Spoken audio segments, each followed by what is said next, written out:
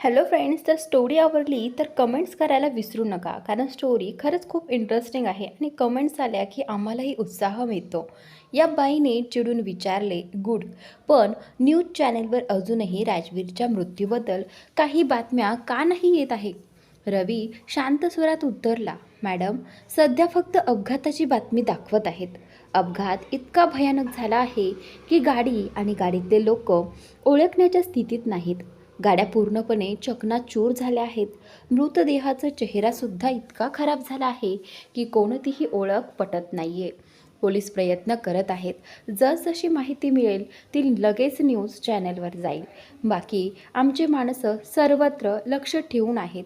काहीही समोर आलं तर सर्वात आधी तुम्हालाच सांगू. एकदा न्यूजवर खात्री झाली की मला तरी शांत बसायला मिळेल. किती वेळा मारायचा प्रयत्न केला मी त्याला, पण तो आहेच असा. ती बाई रागाने उसळत म्हणाली, मॅडम, तुम्ही काळजी करू नका. आम्ही त्याच्या ऑफिस आणि घरावर लक्ष ठेवून आहोत. जिवंत असता तर आत्तापर्यंत कुठेतरी दिसला असता. आज तो ऑफिसलाही आला नव्हता. रवी अत्यंत खात्रीने म्हणाला, बरोबर म्हणत आहात. तरीही लक्ष ठेवा, ती बाई थंड कडक आवाजात म्हटली आणि ओठांवर एक कपटी हास्य उमटलं. Lunch time. जान्हवी जेवण बनवायला किचनमध्ये गेली. राजवीरकडेही काही काम नव्हतं म्हणून तोही तिच्यासोबत किचनमध्ये उभा राहून तिला पाहत होता. जान्हवी खूप मनापासून स्वयंपाक करत होती आणि राजवीर तिच्याकडे शांतपणे प्रेमळ नजरेने बघत होता.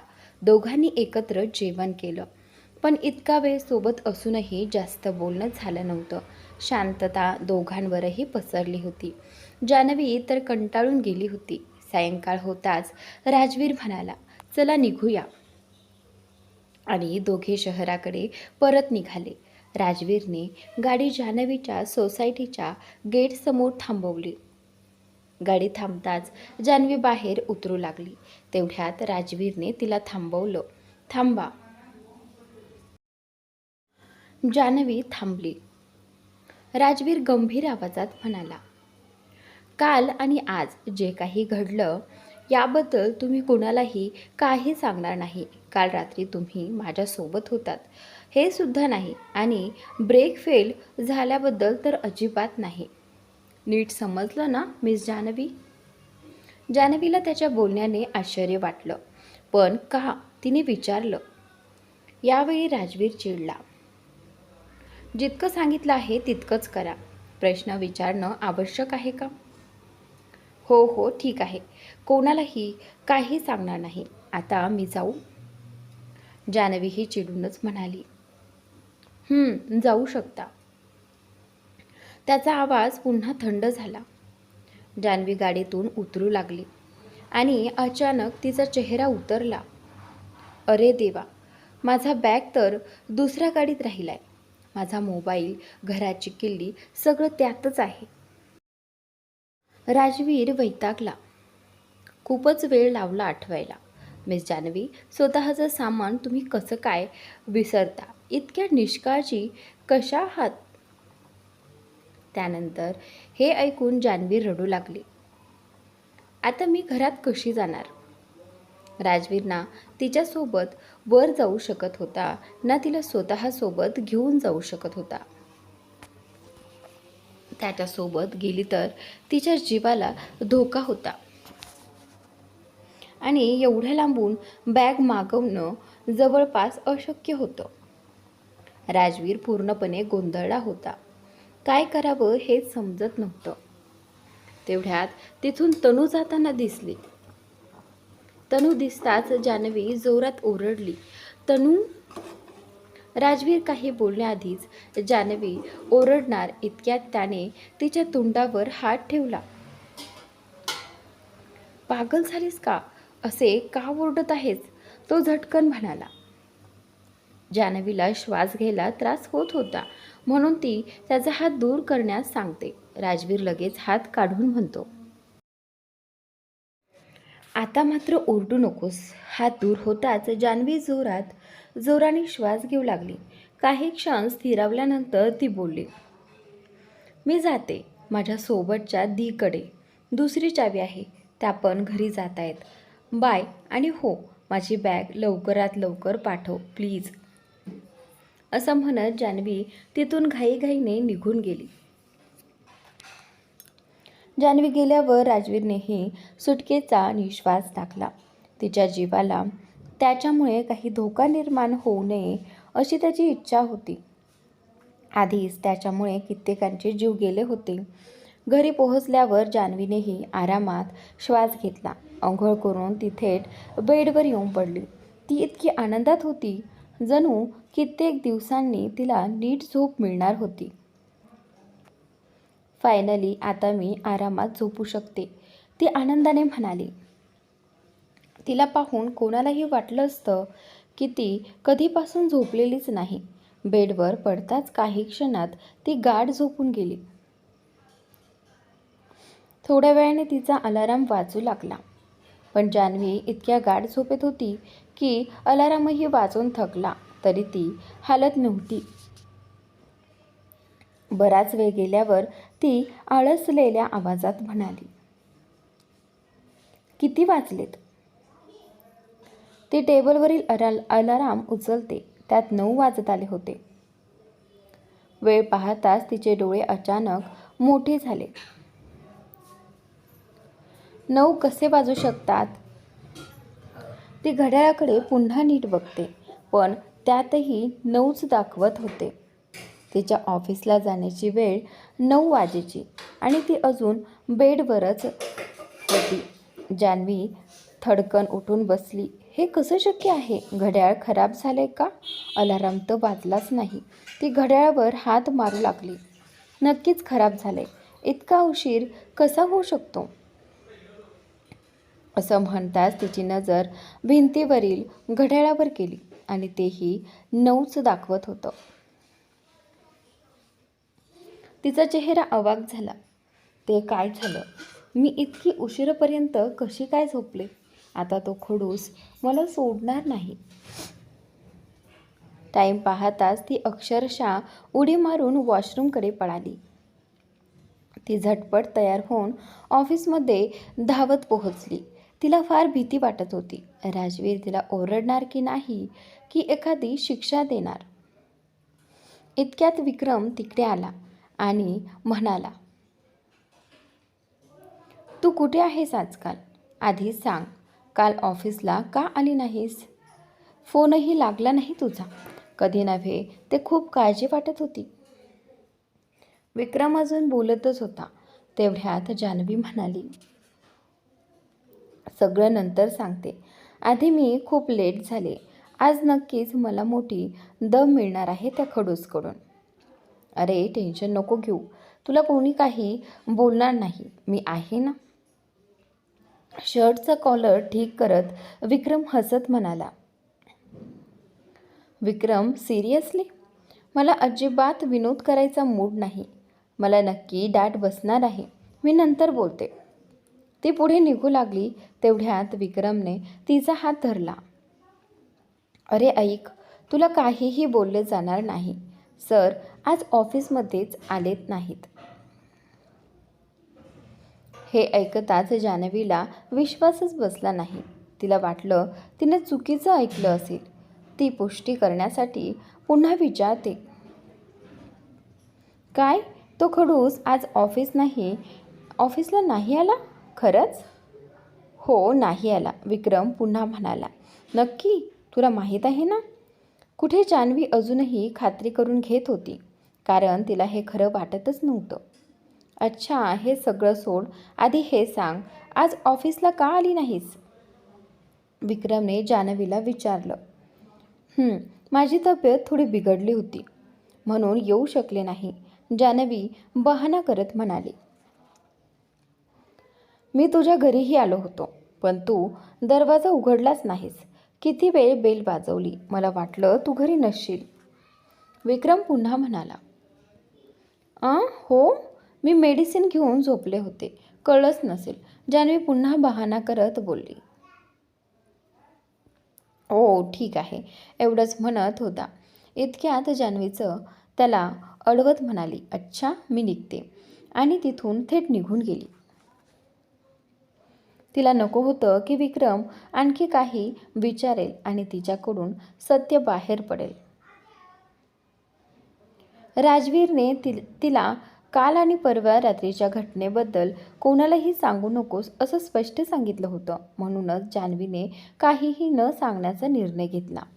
आज जान्हवी जवळजवळ पूर्ण दिवस मोकळीच होती, कारण ती राजवीरची पर्सनल सेक्रेटरी होती आणि तो ऑफिसलाच आला नव्हता. त्यामुळे तिला काही खास कामच नव्हतं. तिचं लक्षही कामात लागत नव्हतं. वारंवार ऑफिसच्या प्रवेशद्वाराकडे पाहत होती, कदाचित राजवीर येईल म्हणून. पण दिवस संध्याकाळी बदलला, तरीही राजवीर ऑफिसला आला नव्हता. 2 दिवस झाले होते त्याला ऑफिसला न येता. पुरा दिवस न पाहिल्यामुळे जान्हवी खूप निराश झाली होती. जरी ती हे मानायला तयार नव्हती, तरी राजवीर न आल्यामुळे तिचा मूड पूर्णपणे ऑफ झाला होता. ती स्वतःलाच दाखवत होती की त्याच्या न येण्याने तिला काही फरक पडत नाही, पण मनात मात्र चित्र वेगळंच होतं. टाईम होताच ती घरी जाण्यासाठी निघाली. विक्रम तिला ड्रॉप करणार होता. त्याने तिला चहा किंवा कॉफीसाठी चालूया असंही सांगितलं, पण मूड खराब असल्यामुळे तिने तब्येत बरी नाही असं सांगून टाळलं. विक्रमनेही जास्त आग्रह न करता तिला घरी सोडलं. मॅडम, आता आम्ही पूर्णपणे खात्री केली आहे, राजवीर मरण पावला आहे, रवीने त्या लेडीला सांगितलं. पोलीस काय म्हणत आहेत? त्या लेडीने विचारलं. पोलीस चौकशी करतायत, पण अद्याप गाड्या कोणाच्या होत्या आणि आतल्या मृतदेह कोणाचे आहेत हे कळलेलं नाही. फेसचं पूर्ण नुकसान झालेत. ओळखणं अशक्य आहेत, पण नाही वाटत त्यांना खरं समजेल की हा मृतदेह राजवीरचाच आहे. रवीने सर्व माहिती सांगितली. ठीक, मी आता आणखी वाट पाहू शकत नाही. त्यांच्यापर्यंत हीच बातमी पोहोचली पाहिजे की हे मृतदेह राजवीर आणि त्याच्या बॉडीगार्डचेच आहेत, जेणेकरून मी माझा पुढचा प्लॅन वेळ न तबडता सुरू करू शकेन. ती श्री आदेश देत म्हणाली. जी मॅडम.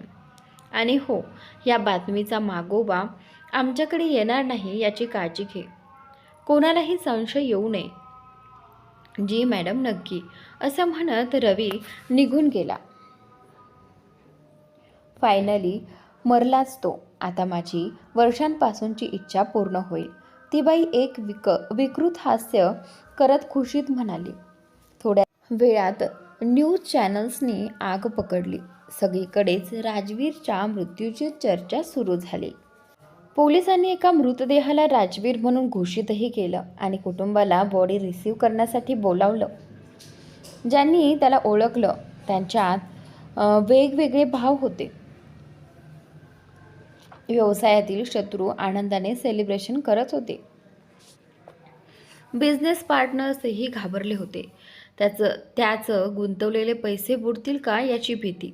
कंपनीचे स्टाफ नोकरीबद्दल असुरक्षित. आणि हे राजवीरला ठाऊक होतं. कोणीही त्याच्या मृत्यूसाठी खरंच दुःखी नव्हतं. प्रत्येकाचं स्वतःचं स्वार्थ होतं. एशियातील प्रख्यात बिझनेस टायकून राजवीर सिंह यांचा कार अपघातात मृत्यू. सगळ्या हेडलाईन्सवर हीच बातमी होती. पहिल्यांदा जान्हवीला विश्वासच बसला नाही, पण न्यूज नीट ऐकताच तिचे डोळे विस्फारले. सकाळपासून ताणाताणात असलेली जान्हवी थेट सोफ्यावर कोसळली. तनू पळत आली. Are you okay? तिने विचारलं. हे कसं शक्य आहे? कसं? जान्हवी हादरलेली. आणि त्यानंतर रिलॅक्स जान्हवी, राजवीर मोठा बिझनेसमॅन, अनेक शत्रू असतात. कदाचित काहीतरी प्लॅन असेल किंवा खरंच अपघात, काहीही असू शकतं. तनूने पाणी देत तिला शांत करण्याचा प्रयत्न केला. पण जान्हवीला काही कळत नव्हतं. हा तोच अपघात म्हणतायत का, ज्या दिवशी मी त्याच्यासोबत होते? पण आम्ही तर दोघेही सहकुटुंब सुरक्षित होतो. मग हा अपघात कधी? परवा तर मला घरी सोडून तो गेला होता. मग कसा? तिच्या मनात विचारांचा गोंधळ उसळला होता. पुरी रात तिला झोप आली नाही. फक्त पलंगावर उलटसुलट फिरत राहिली. सकाळी ती घाईघाईने रेडी झाली. तिच्या मनात एकच विचार, ऑफिसला गेल्यावर कदाचित राजवीर दिसेल, कारण न्यूजमध्ये सांगितलेली बातमी आणि तिच्या आठवणीतला दिवस दोन्ही जुळत नव्हते. म्हणूनच ती पूर्णपणे गोंधळलेली आणि हादरलेली होती. जान्हवी घाईघाईने ऑफिसमध्ये पोहोचते. ऑफिसमध्ये पाऊल टाकताच तिच्या लक्षात येतं की सगळीकडे छोटे मोठे ग्रुप करून सगळेजण एकच गोष्ट बोलत होते. प्रत्येक ग्रुपमध्ये वेगळी गॉसिप, वेगळ्या अटकळी चालू होत्या. आता काय होणार? कंपनी कोण टेक ओव्हर करणार? बहुतेक त्यांच्या कुटुंबातील कोणीतरी त्यांची जागा घेईल. कुटुंब? त्यांच्या घरात आहे का कोणी? बघू काय होते. कंपनी बंद झाली तर आपली सॅलरी मिळेल ना या महिन्याची? प्रत्येकजण काही ना काही बोलत होता. टेबलावर ठेवलेल्या न्यूजपेपरच्या पहिल्या पानावर मोठ्या मथळ्यात राजवीरच्या अपघाताची बातमी छापलेली होती. बिझनेस टायकून राजवीर सिंह ओबेरॉय यांचा मृत्यू. पेपरच्या आत मात्र वेगवेगळ्या आवृत्त्या होत्या. कुणी म्हणत होतं की तो फक्त अपघात होता, कुणी म्हणत होतं की त्याच्यावर हल्ला करण्यात आला, तर कुणी म्हणत होतं की त्याने आत्महत्या केली असावी, कारण त्यावेळी त्याच्यासोबत बॉडीगार्डही नव्हती. ज्याच्याकडे जशी माहिती त्याने तशीच बातमी छापली होती. जान्हवी हे सगळं पाहतच असते. तेवढ्यात विक्रम तिच्याकडे येतो. तुला माहीत आहे का की विक्रम बोलत असतानाच जान्हवी चिडून आपले कान झाकते आणि जोरात म्हणते, मला काही ऐकायचं नाही, आणि रागाने तिथून निघून जाऊन आपल्या जागेवर बसते. विक्रम थोडा स्तब्ध होतो. जान्हवीचा असा राग आणि असं वागणं त्याला फार विचित्र वाटलं. जान्हवी खूप अस्वस्थ झालेली असते. ती डेस्कवर डोकं खाली घालून बसलेली. ऑफिसमध्ये फक्त तीच एक अशी होती जिला राजवीरची खरी काळजी होती. बाकी सगळे तर फक्त गॉसिपमध्येच व्यस्त होते. अचानक ऑफिसच्या प्रवेशद्वाराकडे हलकल्लोळ होतो आणि दरवाजातून राजवीर आत येतो. त्याला पाहून संपूर्ण स्टाफ आपापल्या जागेवर पळ सुटतो. एकदम गोंधळ उडतो.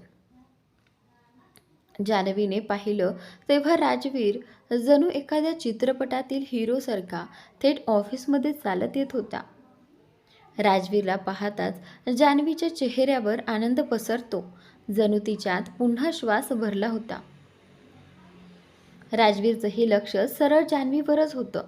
ती त्याच्याकडून नजर हटवू शकत नव्हती. तिला स्वतःवरच नियंत्रण उरलं नव्हतं. राजवीर तिच्या शेजारून जात आपल्या केबिनमध्ये निघून जातो आणि जान्हवी ही कोणतीही शंका न घेता त्याच्या मागोमाग केबिनमध्ये जाते. राजवीर खुर्चीवर बसणार इतक्यात दारावर टकटक होते. यस कम इन, तो म्हणतो. राजवीर एवढं म्हणतात जान्हवी दार उघडून धडधडीत आत येते आणि त्यानंतर काहीही न विचारता थेट राजवीरला कवटाळून घट्ट मिठी मारते. जान्हवीला अशा प्रकारे मिठीत शिरलेलं पाहून राजवीर क्षणभर अवाक होतो. जान्हवीने असं का केलं? तो स्वतः चकित होऊन बसतो. जान्हवीनेही राजवीरला हलकेच मिठी मारली होती, पण राजवीरचे हात खालीच राहिले. What happen? राजवीरने अतिशय मऊ आवाजात विचारलं. साधारणपणे कोणतीही मुलगी त्याच्या जवळ आली की राजवीर चिडून जायचा, पण आज जान्हवीनं त्याला मिठी मारूनही तो शांतपणे प्रेमाने तिच्याशी बोलत होता.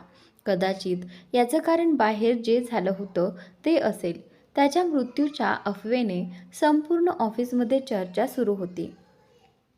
सर्व कर्मचारी घाबरले होते, पण त्या गर्दीत फक्त एकच चेहरा चिंतेने भरलेला दिसत होता, तो म्हणजे जान्हवीचा. राजवीरला जिवंत पाहताच बाकी स्टाफचे चेहरे पडले आणि ते घाई गडबडीत दूर निघून गेले, पण जान्हवी मात्र त्याला पाहताच सुखावली आणि तिच्या चेहऱ्यावर मोठी स्मितरेषा उमटली. राजवीरचा आवाज ऐकताच जान्हवीने त्याला सोडलं आणि हलक्या आवाजात म्हणाली, आर यू ओके? ते न्यूज चॅनल? ती बोलत होती, पण तिचा गळा दाटून आला होता. डोळ्यात पाणी स्पष्ट दिसत होतं. तिची अवस्था पाहून कोणालाही कळलं असतं की ती कधीही रडू शकते. I am fine.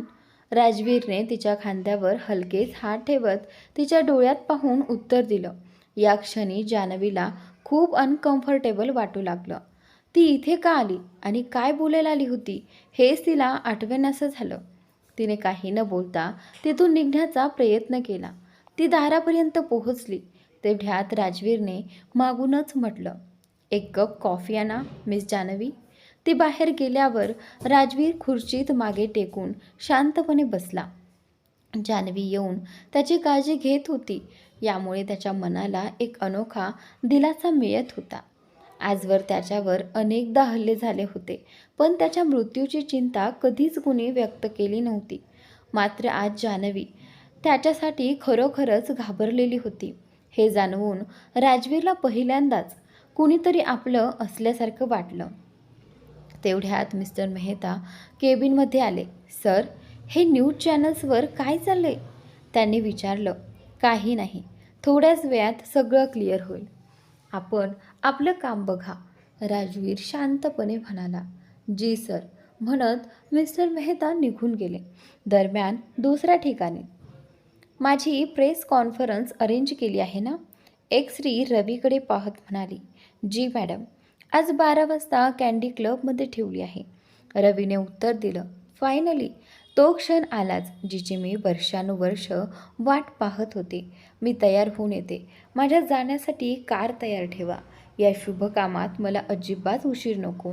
या दिवसासाठी मी खूप काही सहन केलं आहे. ती श्री आदेश देत म्हणाली. जी मॅडम, म्हणत रवी बाहेर गेला. ती लेडी तिच्या रूममध्ये तयार होत होती. बाजूला टीव्हीवर सतत न्यूज लागलेली होती. राजवीरच्या मृत्यूची बातमी ऐकून मला किती समाधान मिळते सांगूही शकत नाही. ती मेकअप करत स्वतःशीच बोलत होती. तेवढ्यात अचानक न्यूज चॅनल्सवरती बातमी बदलली.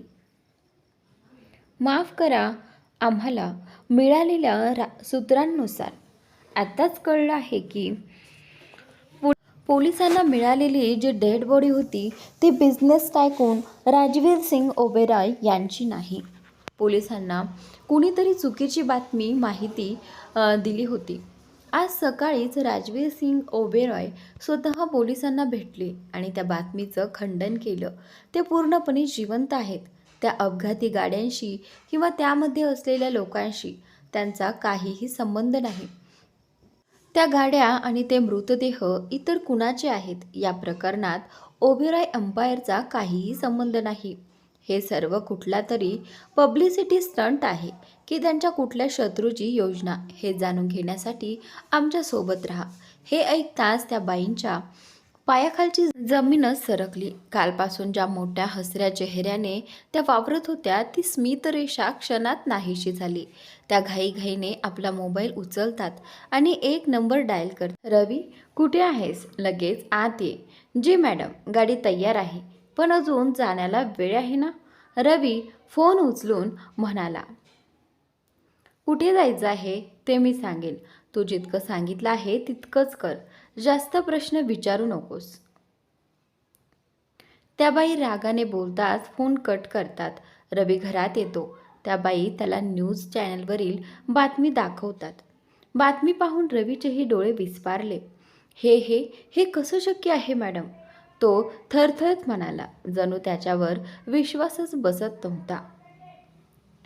तेच तर मी विचारते आहे. त्या बाई संतापाने त्याच्याकडे पाहत म्हणाल्या. मॅडम, मला वाटते काहीतरी गैरसमज आहे. थोडा वेळ थांबा, मी लगेच तपासून सांगतो. असं होणं शक्यच नाही. कदाचित त्याचा वकील किंवा पार्टनर ही बातमी बाहेर यावी असं आत्ता नको मानत असतील. नाहीतर त्यांच्या कंपनीचे शेअर पडतील, मोठं नुकसान होईल. म्हणूनच ते राजवीरच्या मृत्यूलाही मान्य करत नसतील. रवी स्वतःच्या अंदाजाने बोलला.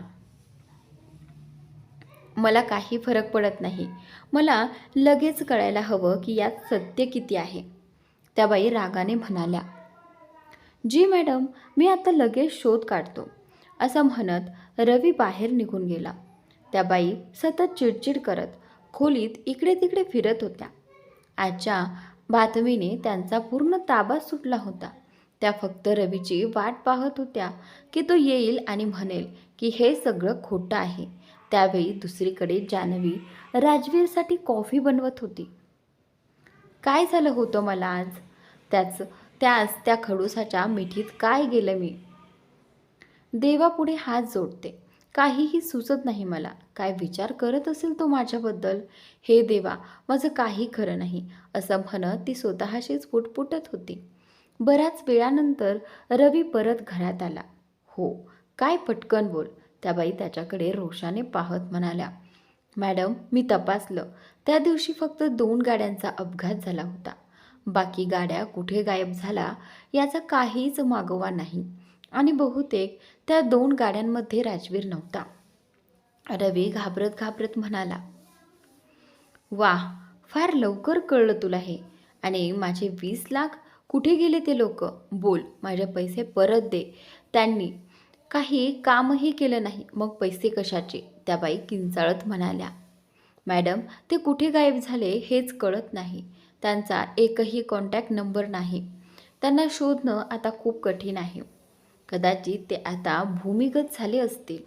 रवीने शांतपणे समजावण्याचा प्रयत्न केला. मला काही ऐकायचे नाही. कुठूनही शोध आणि त्यांना इथे घेऊन ये, त्या बाई पुन्हा रागाने म्हणाल्या. रवी तिथून निघून गेला.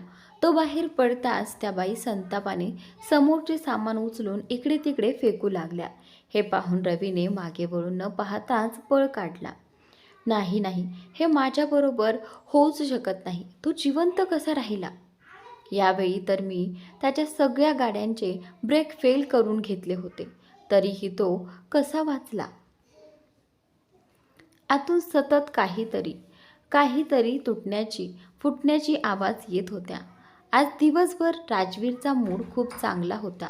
सकाळी ऑफिसमध्ये येताना त्या न्यूजमुळे त्याचा मूड बिघडला होता. पण जान्हवीने दाखवलेली काळजी त्याला खूप भावली. मात्र जान्हवी आज खूपच अवघडलेली दिसत होती, कारण तिने अनाहूतपणे त्याला मिठी मारली होती.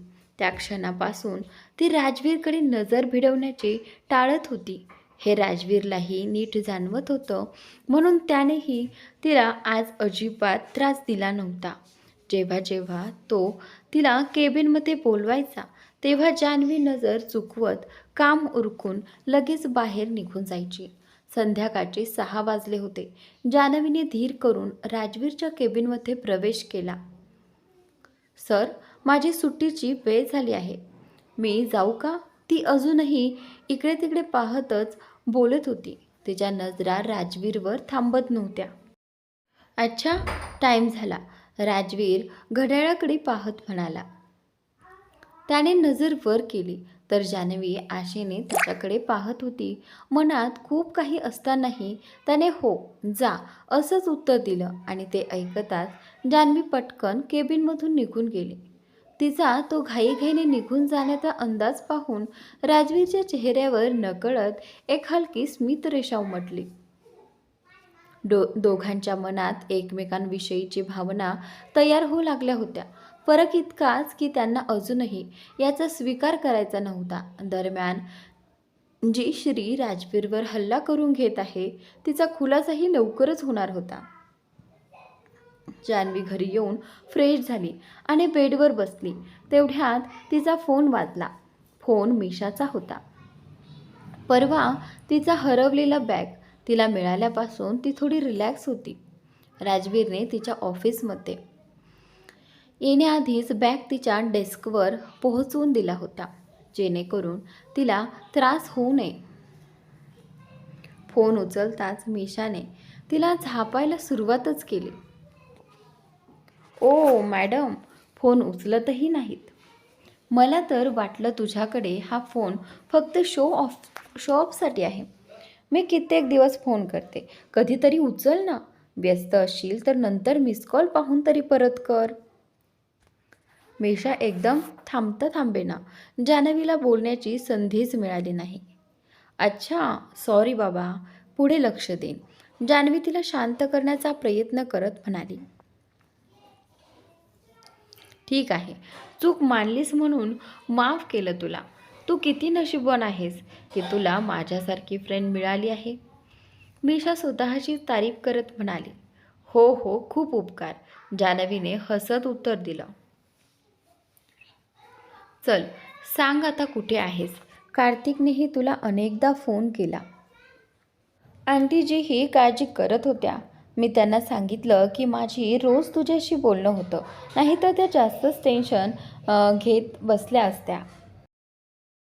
थँक्स यार, तूच माझी बेस्ट फ्रेंड आहेस, जान्हवी हळूवार बोलली. काम, जेवण, थकवा, वेळच मिळत नाही फोन करायला. ठीक आहे, पण उद्या तरी येतेस ना, मीशाने विचारलं. आणि त्यानंतर उद्या कशासाठी, जान्हवीने गोंधळून विचारलं.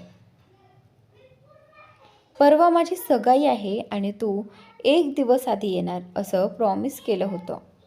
विसरलीस का, मीशाने तिला आठवण करून दिली. हो आठवतंय, जान्हवी म्हणाली. ठीक, उद्या कार्तिक तुला घेऊन येईल. तो तुला फोन करेल, त्याच्याशी टायमिंग ठरवून घे. हां ठीक आहे. दोघी खूप वेळ गप्पा मारत राहिल्या. मेशा सगाईमुळे किती टेन्शनमध्ये आहे ते सांगत होती आणि जान्हवीही आपले सगळे अनुभव तिच्याशी शेअर करत होती. मेशाचा फोन ठेवल्यावर लगेचच कार्तिकचा कॉल आला. देवा, शेवटी त्या बंदरीचा कॉल कट झाला. मला वाटलं होतं आज माझी पाळीच येणार नाही, कार्तिकने सुरुवातीला चिडवत म्हटलं. त्याची मजेशीर पद्धत ऐकून जान्हवी हसू लागली. दोघांमध्ये दुसऱ्या दिवशी जाण्याच्या तयारीबद्दल चर्चा झाली आणि काही हलक्या फुलक्या गप्पांनंतर कार्तिकने फोन ठेवला. यानंतर जान्हवीने उद्यासाठी बॅगही पॅक केली.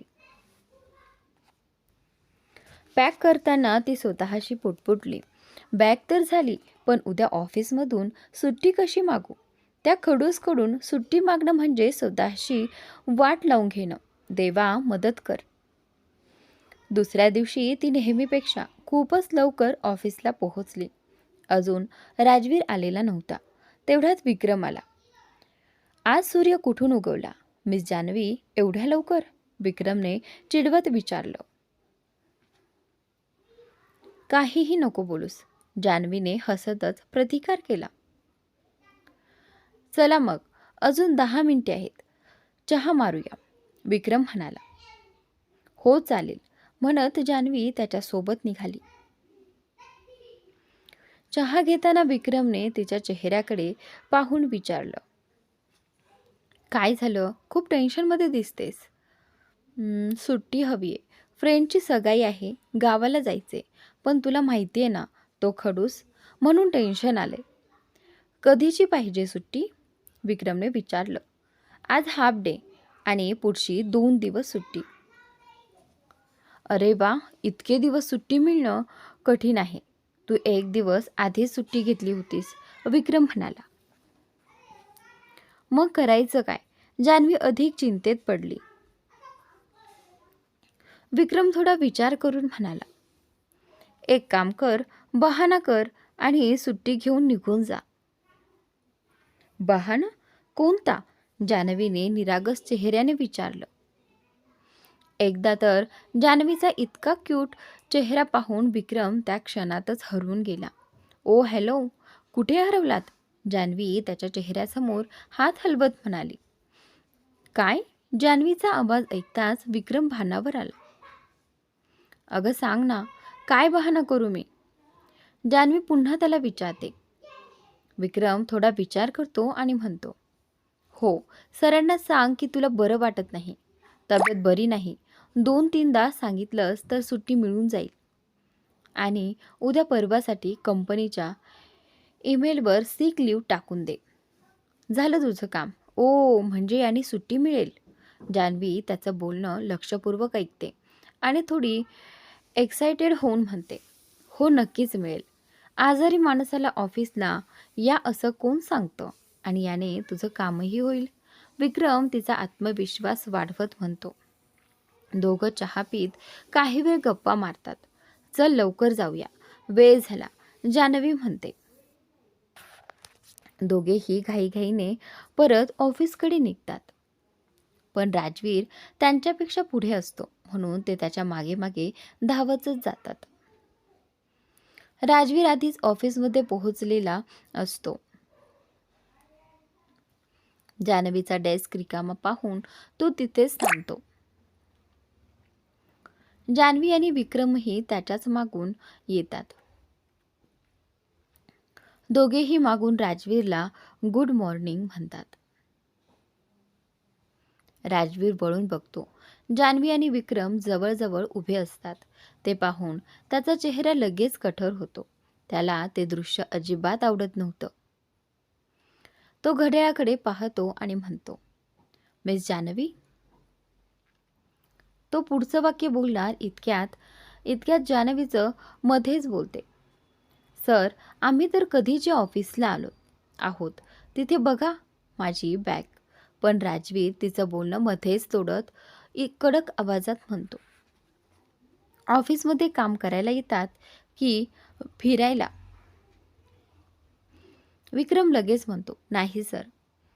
पण राजवीर विक्रमवरच चिडून बोलतो, मी बोलतोय, मध्ये बोलायला कुणी सांगितलं तुम्हाला मिस्टर? तो जोरात म्हणतो, मिस्टर मेहता. जी सर. मेहता धावत येतात. मिस्टर मेहता, मिस्टर विक्रम. राजवीर त्याच्या ID कार्डकडे पाहतो. यांना पुढच्या 1 आठवड्यासाठी सस्पेंड करा. Sorry sir. Sir please. Vikram काही बोलणार इतक्यात राजवीर निघून जाण्यास वळतो. 2 पावलं पुढे जाऊन तो पुन्हा वळतो आणि म्हणतो, मी जान्हवी, माझ्या केबिनमध्ये या.